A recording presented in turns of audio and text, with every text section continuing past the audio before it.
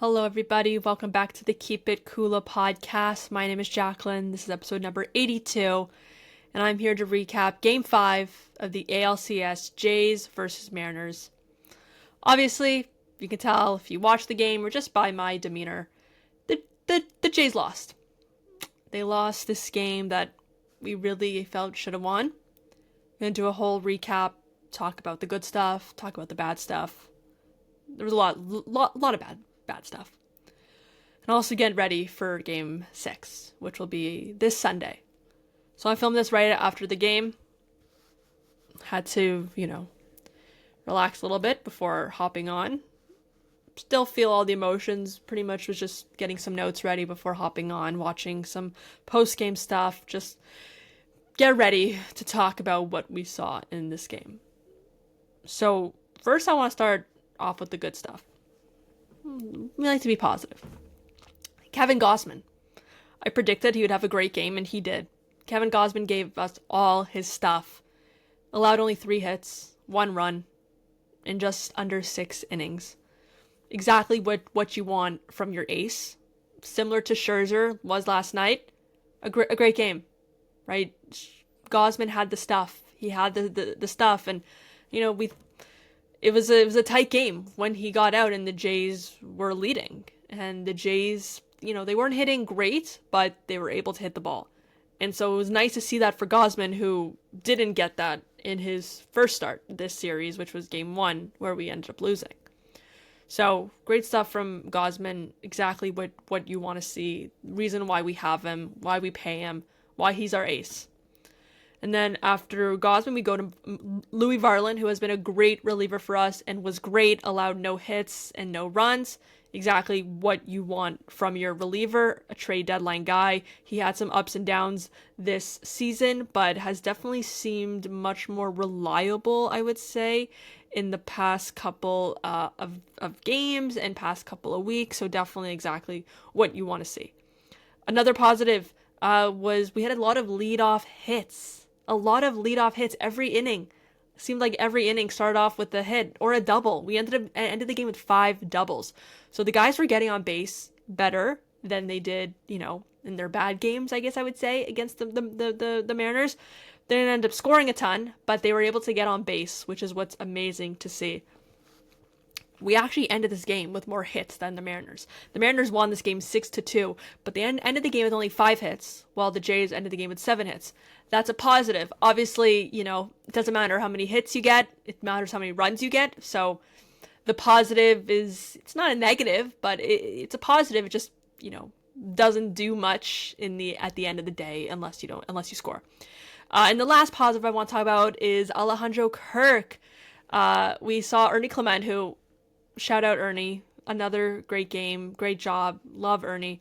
Had a single base hit, looked like Kirk would probably stop at third because he was on second, but no, Kirk ran the bases, scored, home. That was huge to see Kirk. I've never seen Kirk run that fast. I've never seen him run with all that power. After he scored the run, he was seen with Vladdy fanning him in the dugout, which was really cool to see. And you can tell everyone was going crazy to see because it's Alejandro Kirk. He's not someone who's going to end up scoring from second base on a base hit, but he did. So that was awesome to see. It was really, really, really cool. So that's pretty much it from the positives. Now let's go into the negatives and the stuff that went wrong, the bad stuff. So, obviously, if you watch this game, or if you've been on social media, you know that George Springer, our leadoff hitter, had to leave the game with an injury. He was at bat, and took a 96 mile per hour, I believe it was a 95.6 mile per hour fastball to the kneecap. Oh my goodness, he fell in agony, he was in pain. Everyone I was with, we stopped, we didn't speak, we watched, worried, all our jaws fell to the ground seeing this. Because this is our leader. This is the leader of this team. He's been playing so well. And you see him in pain like that on the ground in one of the biggest games, arguably could have been the biggest game of the year. It was so terrible to see. He was on the ground for a while. It wasn't pretty, but he ended up getting up. He was able to put weight on his leg, thankfully, but he still looked like he was struggling. He even thought about maybe staying in the game, but then ultimately decided to get out. I think him and Schneider and their trainers decided, you know what, get out of this game. He didn't look good. Hopefully they put ice on right away. They're going to do x-rays, hoping it's just a bad bruise. That's what everyone's hoping. All of Toronto is just hoping that Springer just got a bad bruise and that he'll be okay for Sunday's game because we need him. So that was bad. Loperfido ended up coming in for him as a pinch runner. It was cool to see Loperfido in because we didn't know if we'd see him at all in the playoffs. Obviously, we'd much rather to see Springer, but nice for him. So that definitely put a sour taste in everyone's mouth. Another negative was that we had the bases loaded at one point in this game with no outs. And we ended the inning scoring nothing. We scored 0 runs with the bases loaded. Varsho struck out, and Ernie just got unlucky swinging at a ball that literally fell right in front of Cal Raleigh for a double play. Unlucky stuff right there. Really, really hurts when your bases are loaded and you don't get anything. Not even a sac fly. No one scores. My next complaint is Dalton Varsho. Varsho has been so good this year. And I love Varsho, and everyone loves Varsho. He is a great outfielder. He's a great hitter. We love to have him on this team. But tonight he had nothing.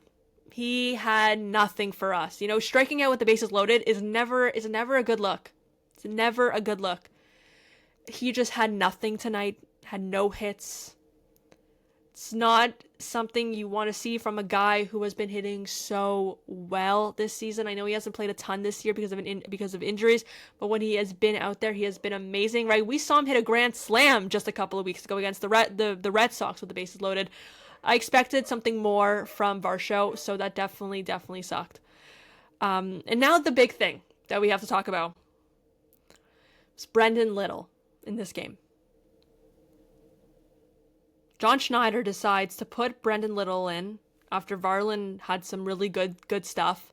Obviously, you needed to take Varlin out eventually, right? You're not going to keep him in for a long time. He's not a reliever that stays in for, more than an inning, really. We put Brendon Little in. And we're up 2-1.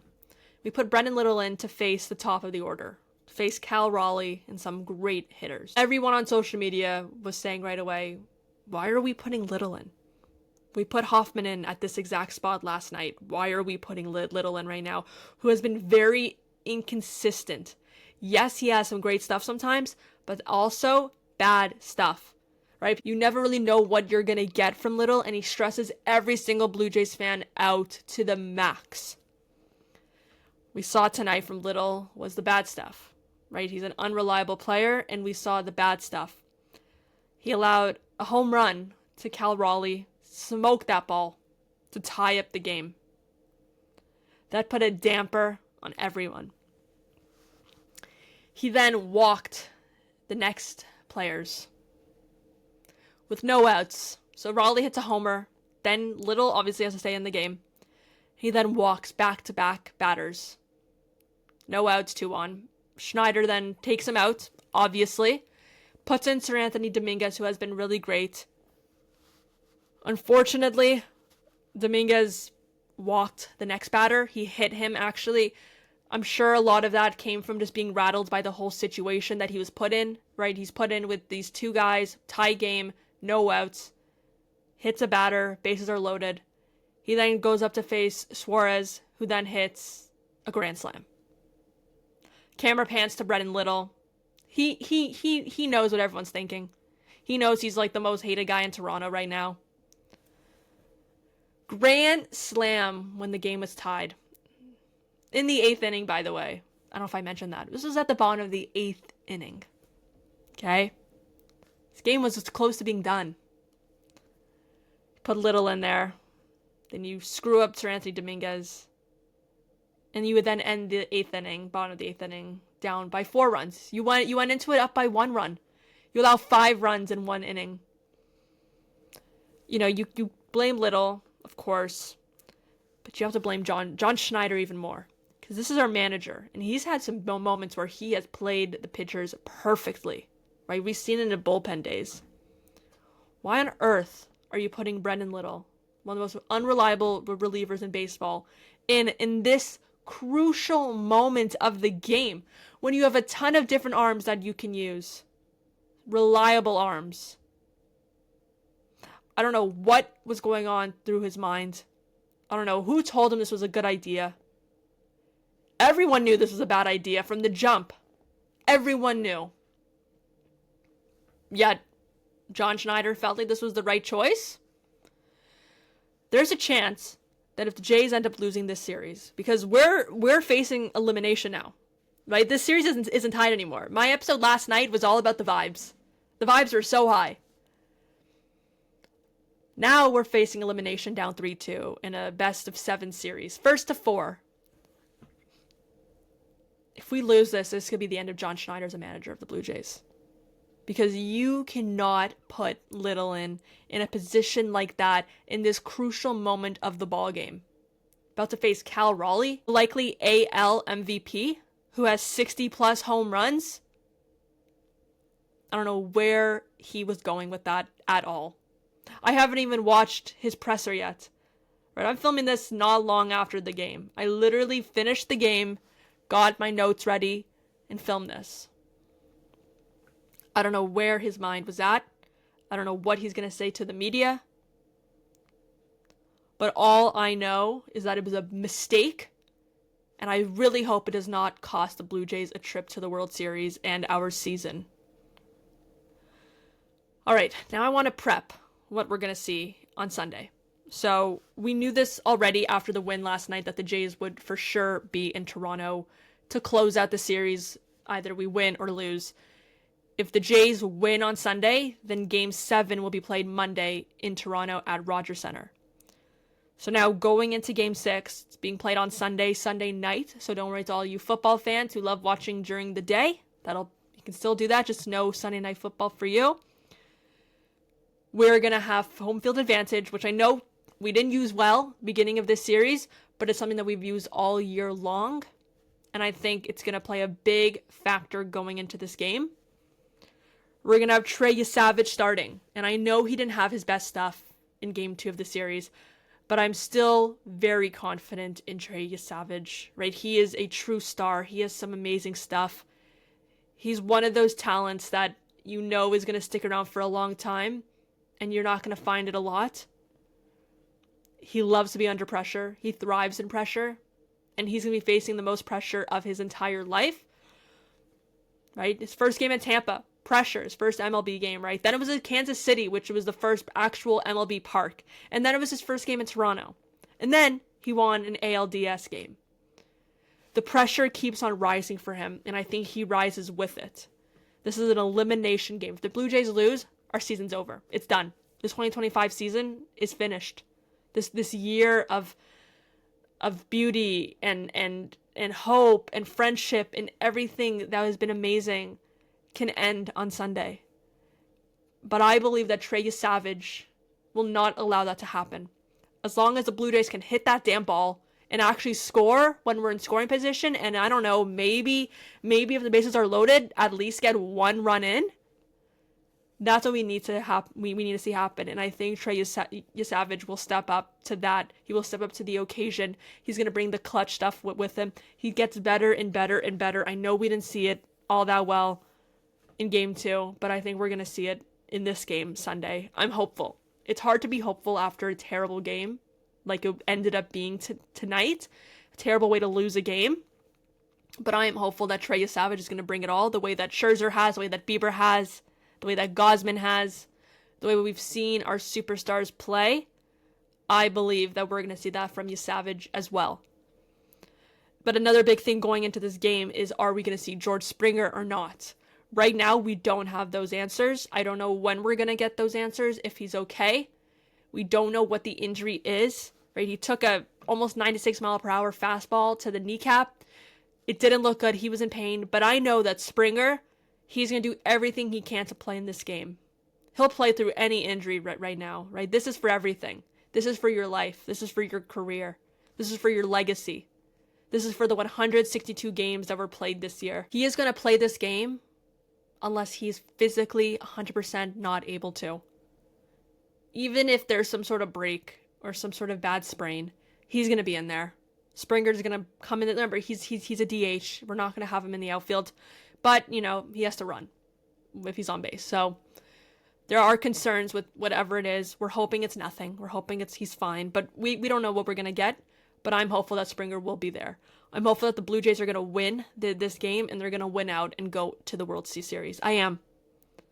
Listen, I was hopeful about this game and I was wrong, but I was hopeful about all the other games, You got to stay hopeful with this team. And I believe that we're going to get the job done on Sunday and then win it all on Monday.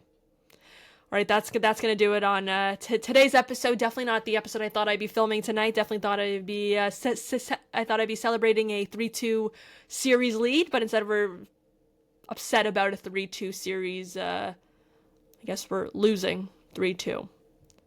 Let's tie it up Sunday and let's win it on Monday. All right, thank you all for watching, and I will see you next time. Bye-bye.